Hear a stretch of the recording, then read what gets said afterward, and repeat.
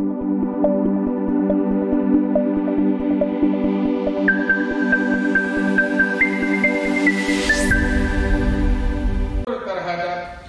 Perwakilan Daerah Lombok Utara beberapa waktu lalu telah mengesahkan Perda tentang penyertaan modal untuk perusahaan air minum Amerta Daeng Gunung.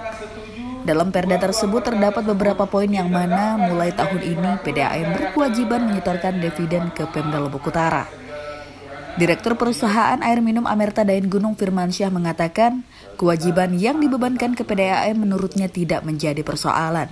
Pasalnya, dividen ini sifatnya pelaporan karena dividen yang disetorkan tersebut bisa dijadikan sebagai tambahan PAD untuk penyertaan modal yang diberikan kepada PDAM sendiri. Kita syaratnya kemarin itu kan juga untuk terkait masalah disetujui atau tidaknya lahan ini kan termasuk kesanggupan kita untuk menyetorkan dividen. Dividen ini kita sanggupi karena di sana kita anggap lebih fleksibel lah sebenarnya. Ya. Yang seperti yang saya kasih tahu tadi itu bahwa dividen ini nanti setelah Perda ini nanti kami punya kewajiban menyetorkan dividen di pemerintah daerah. Tapi dividen ini sifatnya pelaporan keuntungan di sana. Kalau memang masih membutuhkan support anggaran dari Pemda itu bisa dijadikan tambahan penyertaan modal. Ya.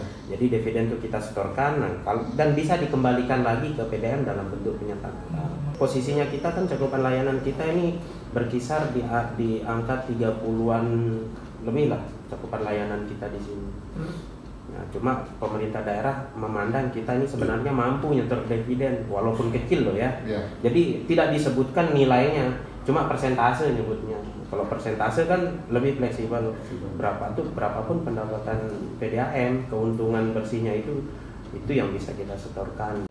Sementara itu, Ketua Pansus Perda Penyertaan Modal Tusen Lasima menjelaskan ada beberapa hal yang penting dalam Perda Penyertaan Modal yang disahkan DPRD tersebut. Salah satunya tentang dividen. Dalam Perda itu PDAM berkewajiban menyetorkan dividen. Hal ini sesuai dengan evaluasi provinsi terhadap Perda Penyertaan Modal itu sendiri. Nah, ketika evaluasi provinsi sudah turun, itulah kemudian kita sudah sepakat kita. Nah, yang kedua, ini kan dulu itu tidak pernah kita ada dividen untuk tambahan PAD ke kita. Sekarang di Perda ini juga kita masukkan bahwa setiap tahun itu dividen harus dimasukkan ke daerah, pendapatan daerah. Itu kita kunci di Perda ini. Untung ruginya ya? Ya, nanti kan ada dividen di situ hasil usaha yang kemudian dibagi, itu bagian Pemda nanti ada untuk yang selama ini kan tidak pernah ada.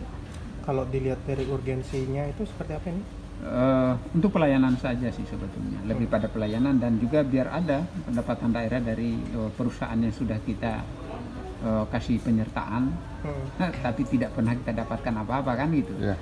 Hanya kita dapatkan pelayanan sosial. Makanya tadi saya bilang rumusan tujuan awal dari Perda yang kita bentuk ini nomor 1 itu poinnya itu A adalah untuk mendapatkan pendapatan asli daerah, meningkatkan pendapatan perasian daerah. Nah sementara selama ini kan tidak pernah ada.